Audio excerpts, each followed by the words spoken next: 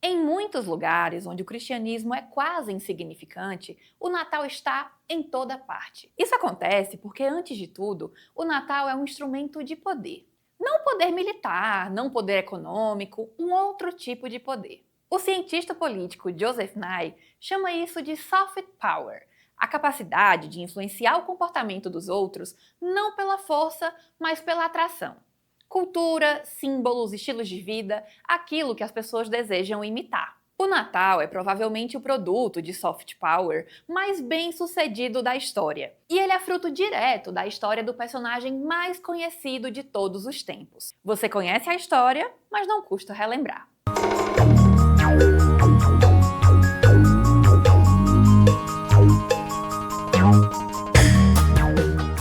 Yeshua nasceu pobre, filho de um carpinteiro, numa pequena aldeia do interior do Oriente Médio. Nas 3 décadas em que viveu, Yeshua não conquistou qualquer território, não fez qualquer fortuna, nem foi coroado líder político de qualquer governo. Mas, apesar disso, como seria a história se esse sujeito, Jesus como nós o chamamos, não tivesse existido? Existem quase 2,5 bilhões de cristãos no mundo.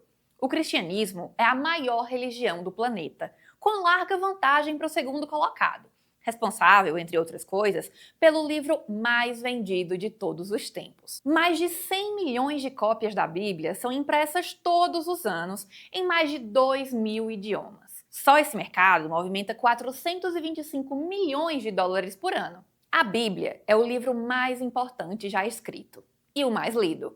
Mas o cristianismo não é um clube de leitura.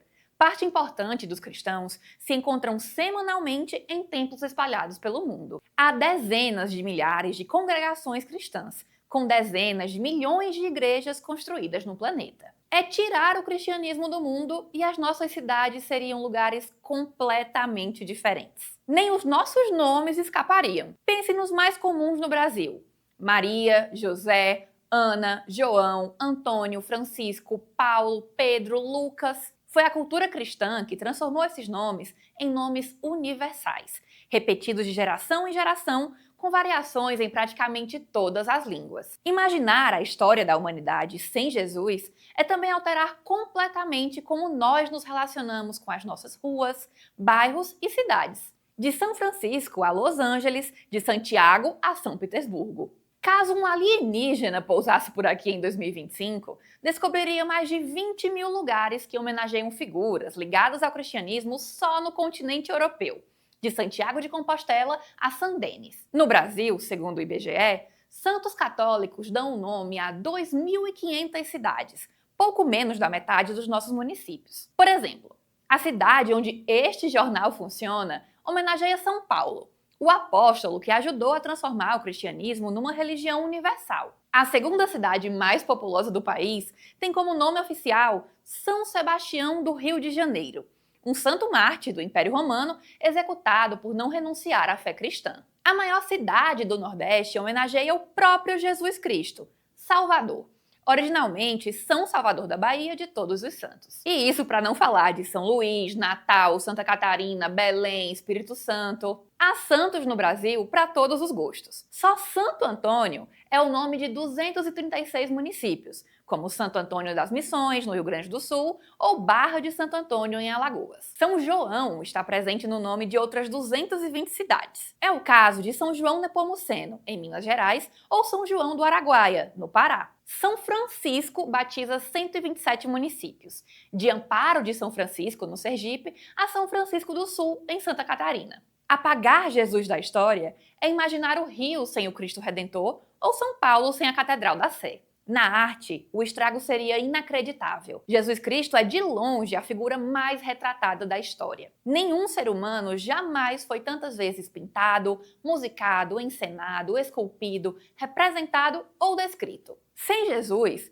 esqueça Capela Sistina, Notre Dame, Catedral de São Basílio, o Domo de Milão, a Basílica de São Pedro, a Sagrada Família ou a Abadia de Westminster. Esse é o mundo sem a Última Ceia de Leonardo da Vinci, o Juízo Final de Michelangelo, o Chamado de São Mateus de Caravaggio, a Madonna Sistina de Rafael ou o Retorno do Filho Pródigo de Rembrandt. Há um vazio nas obras de Vivaldi, Bach, Handel, Mozart, Beethoven, Verdi. Não há Amazing Grace nem Noite Feliz nós cantaríamos. A própria história da humanidade seria completamente diferente. Sem Jesus, não há a Idade Média como a conhecemos, ou o Renascimento. Na verdade, o impacto de Jesus na história não se limita ao espaço. Ele reorganiza o próprio tempo. A nossa maneira de contar os anos, o antes e o depois, nasce do cristianismo. Definitivamente, essa não é a única forma possível de medir o tempo, mas é a dominante. Mesmo quem rejeita a fé continua vivendo dentro desse enquadramento temporal. Por isso tudo, apagar Jesus da história não é um exercício abstrato.